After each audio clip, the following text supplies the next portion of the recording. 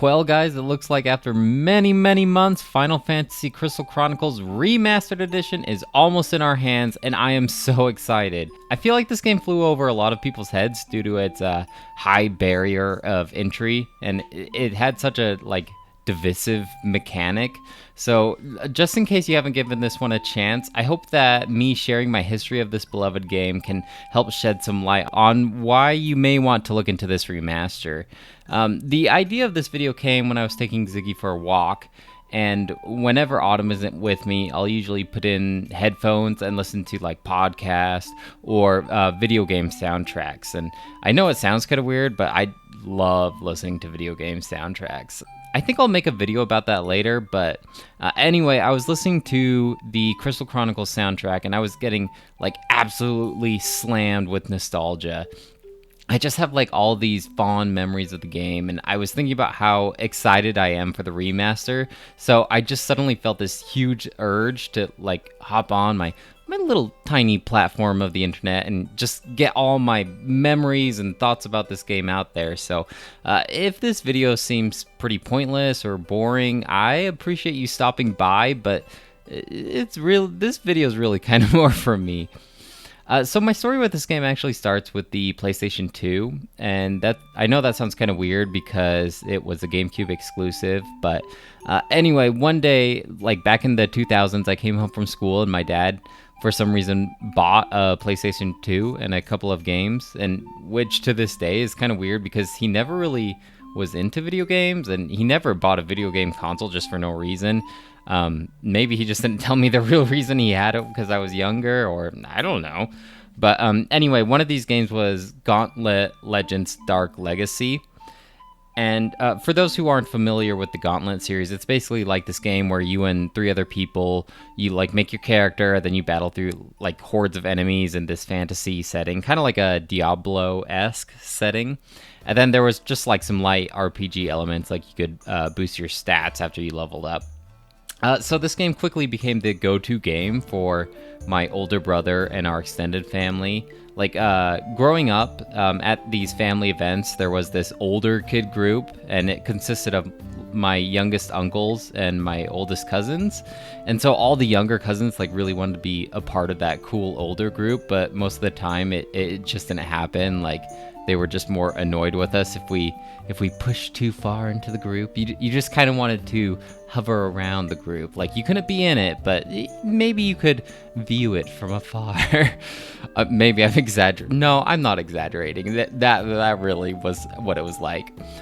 So I was next in line. I was next in the lineage of age. So I was the cutoff. I was almost there. I almost got the cutoff, but I was still just too young.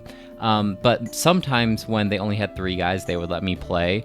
And so I always wanted my own experience like that older group got with Gauntlet. I wanted my party game, my group game, if that makes sense. So I'm not sure how Crystal Chronicles came across my radar. It's not really YouTube was a thing yet, and I don't think I saw a commercial on TV, so it must have been a game magazine or something. And for some reason, I was just determined, that is going to be my Gauntlet game. And I remember going to, I think it was Nintendo.com, and just watching the commercial over and over. And I had dial-up at the time, and it was slow as molasses. So I had to wait for it to be buffered, and then I could just play over and over again. I wouldn't have to wait second by second for it to load. And so I was always scared of it closing, because then I would have to rebuffer the whole video again. I hope children these days never have to deal with an experience like a buffering video over the course of 20 minutes. But because it was dial-up, we couldn't use the phone and the internet at the same time. And so whenever anyone needed to use the phone, it always sucked. I had to close out, and I couldn't watch my commercial. I know that sounds kind of weird, but I don't. For some reason, I was just so hyped up about it, and I need this game in my life. I don't even remember how it got on my radar, but I need this game. And I think that was the first time I ever really felt that way about a game. And off the top of my head, I can't think of a time that I have been that excited before. this was the first game that I ever saved up my own money and bought it myself. Like, it wasn't a gift. I didn't buy it with my brothers or anything. Like, it was my game. And I just looked it up. I was 12 years old at the time, so that sounds about right. And I had saved up an extra like $20 or $30, so I ended up buying the video game guide to go along with it. And I bought 2 of the GBA adapters, but I'll get more into those later. I seriously like immediately fell in love with the game's like world and setting. Basically, these characters live in this world covered with a poisonous fog surrounding them that only monsters can live in. So they need to live around these crystals that they repel this poisonous fog, and they're charged with this magical dew, like this magical liquid. And so each one of these towns has this giant crystal to drive away the miasma. That's what the poison is called. But the energy of the crystal slowly drains out of its dew. And so every year, or is it every 3 years? I'm not sure. But every cycle, they have to send out this group of like these young, capable people to go out and collect more of this magic liquid to charge up the crystal again. Otherwise, their whole town is going to die to the miasma. And it's such a unique world and like reason to send out these characters, these protagonists. Another cool thing about this world is like when you're traveling, you come across these events. Like it'll trigger a little cutscene thing, but you can make choices as well during the dialogue. Not much, but a little. These events always have these reoccurring characters that like slowly during each of your travels over these years, their stories just get told. Like you kind of grow along with them, and you write them these encounters down in a diary. So at the end of every ceremony, when you return the magical liquid, it'll retell you, okay, this is what happened during this year. Like you met this guy, and you re-met with this guy, and it really felt like this own unique personalized story that was happening to you as you played along. So my friends would always do this dumb thing. Like whenever an event would trigger, we would always just like, oh, an event. But we always said it like silly. It doesn't, it sounds so stupid when I try to explain it. But like, I know like we were just preteens, and for some reason we thought it was so funny. Like, oh, an event.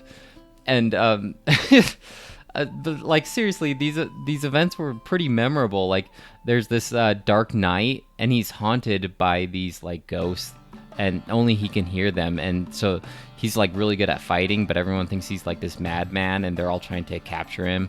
Or there's this group of criminals, not unlike the Team Rocket. Like they're seriously a boy, a girl, and a Moogle, which is like the Meowth, and they have very similar characterizations. But they're like always trying to steal from you, but you get to see their side of things. So if you're just playing smart, you can just outsmart them. But if you kind of just want to see the story go along, you can kind of play along with it. I think the customer characterization is pretty cool too. Like you can choose from these 4 races, and that also determines your class. I wish there was kind of maybe a way to separate them, but oh well. So you have the warrior. He's like this really small guy. You have this mage. You have this all-around guy, kind of like the Mario of the group, I guess you could say. And then you have this guy that's good at just focus attacks. That's like if you charge up your regular basic attack, you can do this focus attack. And then you can choose like this profession for your family to have, and it will add that type of vendor to your town. So if you say, oh, my family, they are blacksmiths, then your own personalized town has blacksmiths, and you can send them recipes over time and really develop your town and what kind of vendors you have. You also have like these different aesthetic options for each race. I think maybe 5, but they're all pretty diverse, so it really feels like your own character. And after each collection of this liquid, after you defeat a boss, you get like a drop of this dew, and you get like letters from your family back at home, from your sister or your mom, and they'll just say an event, and you can reply and send them gifts in return. And that's how you kind of build up these relationships with your family. And it like really I know it sounds kind of cheesy, but it really reminds you of what you're fighting for. Because if you don't return, if you die to these monsters, then these guys are gonna die. You gotta return to them. You don't want them to die to this miasma. I don't know if I'm saying that miasma. I'm not sure. Another reason I like this game is you're playing with others, and you really feel like you're part of a team instead of the leader. Like if I'm playing Final Fantasy X, I'm controlling each of these characters, so they don't really feel like me. They feel like I'm telling these guys what to do. But when I'm playing with 3 other friends, they each are controlling their own character, and it really feels like I'm part of a team. Like each one of us is bringing something different to the table. Like we're part of a caravan. We're all part of a group. We're all in this together. And through this game, you come across these major capitals to each race. So if you have someone of the same race, you get like these, little benefits. Like you can access the town without having to pay a fee. Like they'll create the bridge to the town if you have someone of the same race. And so each of you really feels like you're participating in the group. And I've never played a campaign of Dungeons and Dragons before, but I imagine it's a pretty similar feeling to that. The music is absolutely wonderful. It is like, it has this mysterious charm to it. It's kind of hard to describe. Like at times it's this jumpy, playful kind of thing, but then you get into these really like transcending areas full of this mystical aura.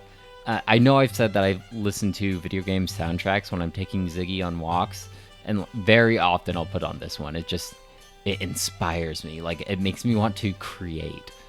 And so I guess I'll talk about the cons of this game now. I know I've been talking it up a big game. I think the biggest one for most people is, in order to play multiplayer, you each need your own Game Boy Advance, and you need an adapter to connect to the GameCube. And it was nice that you each got your own personalized menu. Like on the screen of your Game Boy, you'd each get a menu, and you each get a mini map, and each of your mini maps displays different information. So like mine will show where all the chests are on my mini map, and my friends will show where all the bad guys are. So we had to communicate and like share that information. And it was nice being able to access your own menu without having to pause the game for everyone else. But I just it was a pain, like we'd be in the middle of this epic boss fight, and then like one of us will be yelling, "Oh, my Game Boy's battery is dying," and like the game will not pause for you. Like you have to pause it yourself and hurry and go charge it, and you can't charge your Game Boy and have the adapter in at the same time. So sometimes we'd be like, just play it through, like hurry, we can finish this, like don't worry about it, we'll charge it after this boss. So I maybe that was part of the fun. I don't know, but it was definitely a pain in the butt too. I guess that's one of the cool things about this remaster coming out, is like we don't need those adapters, and we don't each need our own Game Boy. Yeah, you can even like play this on your phone, so it has that like cross-play. Like it really low barrier of entry to play together. I think they made it really easy with cross-play and everything. Oh, and remember the world being covered with this miasma. Your group needs to carry around a tiny little crystal, and nobody can leave the boundaries of it without getting damaged by the miasma. And so someone has to carry around this chalice crystal thing to get anywhere. And when you're carrying it, you move really slow and you can't attack. And so when you're holding it, you always have to drop it in like a convenient spot so your friends can still get at the enemy before you join in the fight. So I always ended up carrying it and being the designated mage healer type, because dude, I just wanted everyone to enjoy this game as much as I did, so they would keep playing it with me. So I tried to make it as convenient as possible. And I actually got pretty quick with the battle routine. Like, I knew, okay, run up to the nice spot, set it down, get my cure spell ready, drop it on a group so it's as effective as possible. Okay, now this enemy is vulnerable to fire. Okay, get my fire spell ready. Like I had this system down, and so that's why I don't think it bothered me as much as it bothered most people. And then when you're playing single player, you just have a Moogle carry it for you. So I don't know why they didn't just, like, if they insisted on having this chalice system, they should have just had a Moogle with you when you're playing multiplayer too. So I would play this game a ton. Like every hangout and sleepover, my friends, they seemed to enjoy it, but maybe they were just being nice to me, and I was just being a dumb 12-year-old boy who like wasn't in tune with how other people were feeling, and I could see myself just forcing them to play it, and they're like, more Final Fantasy Crystal Chronicles? Like, can we just play Melee by now? Like, come on, I don't want to play more of this dumb game, but I don't know, just from what I remember, they liked it. And our campaigns, they never got really that far, because like usually we would play upwards of maybe 4 hours tops, and then the next playthrough we'd have like one guy who wasn't able to make it, or one guy wanted to join in and play with us, so we'd always end up having to start from the beginning again. So I feel like I played those first couple levels so many times. Like I would just, whenever we start a new campaign, it was always like the river place with the crab boss. Like that was always the first world you go to, and I feel like I've played that level so many times. But I'll never forget when my little brother and I first beat the game. He was the only other one who really understood the game mechanics like I did, and we were so in sync. We could do these fusion spells without even talking. Basically, in multiplayer, fusion spells work where if I have fire and he has an ice spell, we have to get our reticles targeted in the same place, and we both have to use the spell at the same time, and it'll create this fusion spell like gravity or time slow or something like that. But you have to do it at the same time. And my little brother and I, he's the only other one who really understood video games on my level. I know that makes me sound a little pretentious, but like he just got it, is all I'm trying to say. Well, we were at my grandma's house with my aforementioned extended family, like, you know, that group of like cousins and uncles and stuff. And we were in my uncle's room, who still lived at the time. He still lived at my grandma's house, and we were playing on his GameCube. And we were fighting the final boss, and it was so epic, and the music was going, and oh my god, it was so intense. But you know, like some of that intenseness was kind of robbed from me, if that makes sense. Like all my family, all my cousins were around, they were talking about Simpsons or whatever, and it really took away the moment for me. I was robbed. And I'm not sure how my brother felt about it. I never really asked him. I knew after we beat that boss, I would have been in this much more elevated place because of how much this game meant to me. It would have meant so much more if we were in this isolated environment instead of this rowdy group of older teenage boys or whatever. So I really hope I get to try and recreate that moment with him. So anyway, those are just a couple of the reasons why I'm so excited for this remaster.